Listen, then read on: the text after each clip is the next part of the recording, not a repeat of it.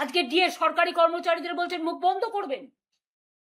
আমরা তো সুপ্রিম কোর্টের নির্দেশ অনুযায়ী 2009 সাল থেকে যে ডিএ লেফট ফ্রন্টের আমল থেকে পাওনা ছিল তার 25% ইলেকশনের আগেই দিয়ে দিয়েছিলাম, এবং আমাদের ফেব্রুয়ারি মাসের বাজেটে 1 এপ্রিল আমরা 4% ডিএ ঘোষণা করেছিলাম।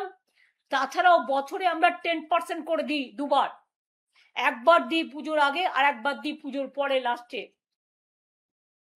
এবার আপনারা বলুন, এপ্রিল মাস থেকে যদি ডিএটা না পান, যেটা আমরা 4 তারিখ থেকে 1 এপ্রিল থেকে দেবো বলেছিলাম, এপ্রিল, মে, জুন, জুলাই, আগস্ট, এখন বলছে সেপ্টেম্বর, তা 6 মাসের টাকাটা কত টাকা বাঁচালেন আর কর্মচারীদের বঞ্চিত করলেন।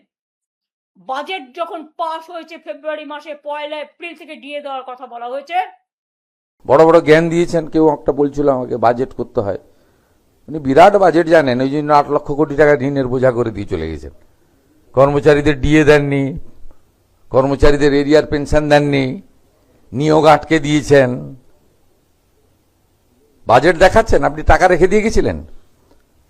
আমি 3000 কোটি টাকা স্থায়ী কর্মচারীদের পেনশনার্স এবং সুপ্রিম কোর্টের অর্ডারে 3000 কোটি টাকা পেমেন্ট করতে হয়েছে আমাকে।